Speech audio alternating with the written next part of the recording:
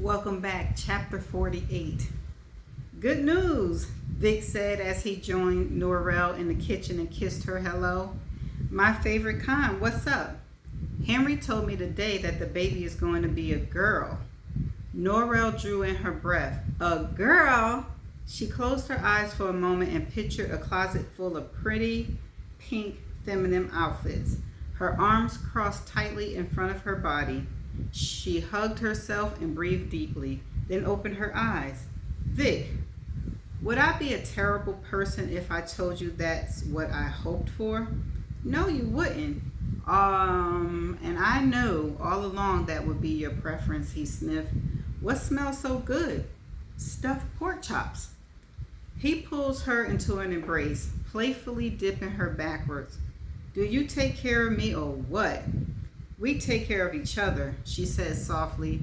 She held onto his neck as he straightened, carried her with him. Seriously, Vic, I can't tell you how happy I am. I can't wait for the birth. I'll bet you're counting the days to the due date.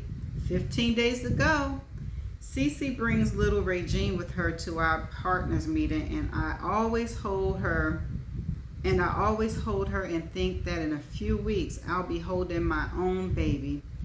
Vic, you don't think I'm too old to be a mom, do you? Don't be silly, Norrell. You're only 38.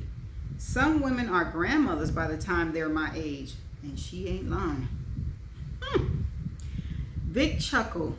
If anybody is going to be mistaken for a grandparent, it'll be me, so don't worry.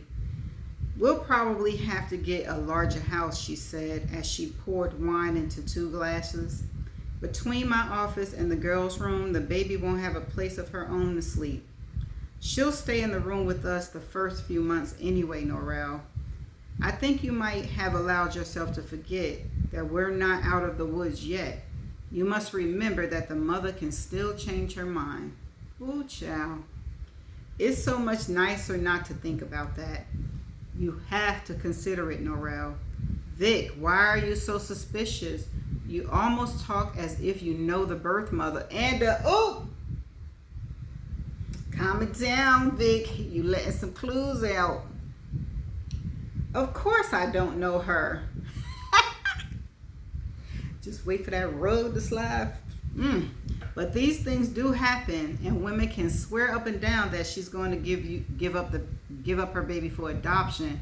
But all it takes is holding it for 1 second, and then suddenly she wants to keep it, no matter how much hardship it means. Dana had pretty much said the same thing, but Norrell couldn't bear to think about that. She'd never been a parent, never gotten to hold a baby of her own and feel that bond form.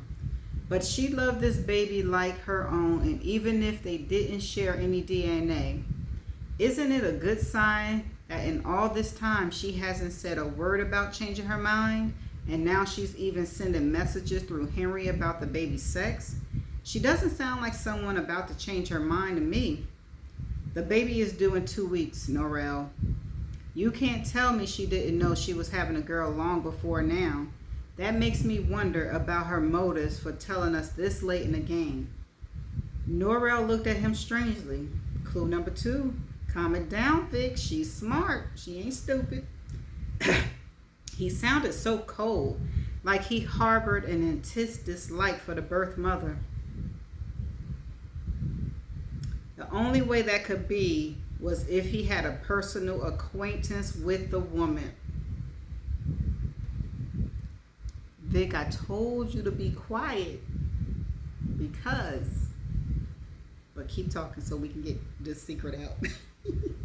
Their eyes met, hers full of questions, and Vic's expression immediately softened. I wonder if she plans to try something funny, like hold out for more money or something. I've seen movies where that's happened on Lifetime TV, but the scams usually involve well-off white people. We're not white, Norrell, but we ain't exactly poor either, and I'm sure the mother has figured that out. He shrugged. Maybe it doesn't mean anything, but it's important to remember that it's not a done deal, even after we take the baby home. And besides, if she's young, she probably could never afford to pay you back for all you've put out, Norrell pointed out. Even if she is a scam artist, I'm sure making restitution would severely cut into her profits. It's got to add up to a lot of money that you've spent, Vic. It probably comes to less than what we would have paid for that procedure Dr. Petal wanted to do. She wondered why he didn't simply name a figure. Surely he knew how much he paid the mother every month. Instead, he sounded like he deliberately wanted to keep her in the dark. Then there was that venom he had displayed a minute ago for the birth mother. Something didn't add up. Oh. Once you start them tingling in women, the investigator come out. She forced herself to sound cheerful. Well, I should be getting a fairly decent amount from CDM profits in June. I'll give it back to you. Don't worry about it, Norrell. Come on, let's sit down and eat. As Norrell cleaned the kitchen after dinner, she thought about Cece and her new baby. Much better to concentrate on that than wonder about any secret meaning behind Vic's cryptic remarks. When she finished, she went upstairs to the office and dialed Cece's number. I just found out my baby is going to be a girl, she announced joyfully. I can picture you with a little girl, Norrell. My goodness, she'll probably be the best dressed female in Jacksonville. Have you and Vic chosen a name yet? I'm going to start writing some down later to run by him. The only thing I ruled out is Ika and Isha. I don't get it. I don't want any names that end in Ika or Isha. When my child finishes colleges and go looking for a job, no one will know she's black until she shows up for the interview. Cece laughed. And what if she wants to go to Florida A&M or Bethlehem Cookman? Would you discourage it because a degree from a black college might tip off prospective employers? Of course not. I just don't want to give my child a name that pegs her as black. She can go to any college she wants, but this is what I was thinking. Cece, my daughter. She paused to savor how wonderful those two words rolling off her tongue. Will only be 4 months younger than Regine. They'll start school at the same time. Although, of course, with us at the beach and you in San Jose, it won't be the same school. She took a deep breath. Cece, I know I've behaved horribly for a long time. I can't tell you how sorry I am about the things I did and said, but we're going to have daughters the same age. Would it be nice if they play together when they are old enough? They might become best friends, and our friendship will be stronger as well. Yeah, sure. It'll be a little while before they're ready to play with anything other than their own feet, though. Norrell laughed. I'm looking forward to every minute, believe me. Cece hung up the phone with a shaking hand. Damn it, why couldn't Mitchie have a boy? That way they would play together as toddlers and even as grade schoolers, but no one would expect them to be best friends as they got older. What? Men and women could be best friends too. Unless, God forbid, as adults they fall in love and wanted to get married, unaware they were first cousins with a shared bloodline. What a disaster that would be. Exactly, that's why somebody got to tell somebody. She sighed. Maybe it was a blessing that Mitchie would have a girl after all, or else she wouldn't have a peaceful day for the next 20 years, wondering if love lurked around every corner for her and Norrell's children. She would deal with it, even if the baby looked like her side of the family. She wished she had an out, but she didn't know what to do. She hadn't even shared the news of Mitchie's baby with Michael, much less its paternity. She hated keeping something so important from her husband, but it was just too disturbing. Besides, the fewer people who knew, the better. Relationships would be forever fractured if anyone should make a slip, and somebody gonna make that slip sooner or later. Cece felt like crying until her tear ducts ran dry. Everything she hoped for her in her life had come true. A happy second marriage, healthy children, a new house, but because of Mitchie indiscretions, nothing would ever be the same. She would have to learn to function with a 20-pound weight tied to her neck. No, you don't. Cut that. It's Mitchie's problem, not yours. 2 days later, Cece brought Regine to visit Mitchie while the kids were in school. Despite all the heartache her sister had caused her and her friends, Cece still tried to get over to see her at least twice a week. She didn't know how Mitchie could stand living such an isolated life, and she suspected that her sister looked forward to her visits. She was Mitchie's only link to the world, other than in personal contact with store and restaurant clerks. "How's the mom-to-be?" Cece asked, patting Mitchie's round belly, a belly that appeared much smaller than her own had been this close to her due date. "Oh, I'm hanging in there." Mitchie pursed her lips at Regine. "Hello, little niece of mine." Regine simply stared at her, then reached out, delighted to have a new face to explore. Mitchie went along, closing her eyes to protect them from the baby's tiny probing fingers, and covered her gold hoop earrings with her hands. You're certainly in a good mood today," Cece said as she pulled Regine away. "That's enough groping, Regine. Less than 2 weeks to go, and then I can have my life back. Damn right I'm happy." They sat at the dinette. Since Regine's birth, Cece hadn't stayed away from Mitchie's fabric-covered sofa and side chairs, fearing the baby might spit up on them and leave a permanent stain. "And what kind of life will it be, Mitchie?" Cece asked. "Have you learned anything from this experience?" Mitchie had deliberately kept Ero's return to her life from Cece, certain that sooner or later Cece would start in with a lecture that bordered on smug superiority.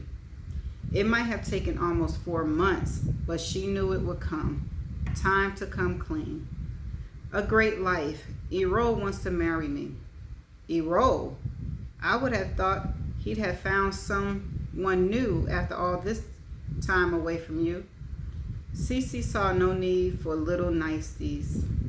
If their situations were reversed, Mitchie wouldn't bother to consider her feelings, and she wasn't going to either. The telephone rang before Mitchie could answer. Cece listened, playing with Regine as her sister spoke on the kitchen extension. It surprised her that Mitchie answered the phone without checking her caller ID first. It would be awful difficult to convince someone she was out of town when she answered her home phone. "Hi, sweetheart. Everything okay?" "Good. Is it okay if I call you back? Cece's here." Cece frowned at the sound of her name. She didn't know any of her sister friends, nor did she think Mitchie kept in contact with anyone during her period of lying low. Who could she be speaking with, much less calling sweetheart? "I see you're talking with someone who knows who I am," she remarked when Mitchie hung up. "It's just Ero." "Ero? What's going on, Mitchie? I thought you were hiding from him." "He found out. On New Year's Eve, actually." "New Year's? That was 3.5 months ago." Cece's brow wrinkled. "Why didn't you tell me?" "Because I'm still trying to decide what to do." "Do about what? He obviously know you're pregnant. I won't even ask what lie you told him, but it must have been a really good one if he still bothers with you." "It's not a good one, but she pulled at his heartstrings." "He loves me, Cece, and I love him. We're getting married after the baby is born. All I have to do is say the word, and it'll be the 3 of us instead of the 2 of us." Cece took a moment to digest this information. "You mean you might keep the baby?" "Ero promised me he'll love it as his own, and I believe him." "Mitchie, you can't do that. Norrell and Vic are expecting to get the baby. And what about all the money Vic has put out to support you all these months? It'll all be taken care of if I do decide to keep the baby. Like I said, I haven't decided. Mitchie, you don't love that baby any more than you love Errol. You just want to give my friends and me a lot of grief. I'll never understand why you hate us so much. You can have other babies with Errol. Why are you even considering holding on to this one? Because I never had a baby before, Cece. I don't know how I'll react in the delivery room when they say it's a girl. I might ask if she's formed all right, then go about my business without even looking at her. But I might want to hold her, and if I do, I might not want to let go. Cece's hands felt moist with sweat on the steering wheel of her minivan. She couldn't believe her sister. I don't know why. She been like this y'all whole life. You can believe it. It's girl bye. What kind of monster could string along a couple desperate for a child, knowing all along that she might withdraw at the last minute, depending on how she felt? One thing was for sure, she couldn't face Norrell until after the baby was born and they all learned what would come next. No way could she look in Norrell's eye and share her excitement while privy to the knowledge that she might have to deal with a disappointment so crushing it would haunt the rest of her life. All was dependent upon Mitchie and her whims. That's the end of chapter 48. Ooh. To be waiting for Mitchie to make a decision? Oh, my heart. That girl, it could swing any way with her. It could swing any which way she want. And I don't know which way she might swing, because I don't know if she see the benefit in either way. Telling the truth, not because she's selfish. She gonna be thinking all about herself. But she gonna lose it all too once Errol find out that, you know, what actually happened. And I'm sure it's gonna come out. If I was in Cece's shoes, which I've been saying all along, I would have been spilled the beans, because who gonna be in the middle of that? No. And it's not Cece's problem. It's not, why is she, no, I'd be like, you need to tell, get me out of this. No. All because of Mitchie. Nothing but trouble. Mitchie is nothing but trouble. Okay. Well, that's all I got for this chapter. Let me just say this before I go. Vic also needs to man up and tell the truth. Not just putting it all on Mitchie. They both, you know, did what they did to be in the situation that they in. And I think Vic need to come and tell the truth. And like I said, deal with the consequences. Because if you leave it up to Mitchie, she gonna destroy everybody. And that's all I got. I'm gonna see y'all in the next chapter. Bye.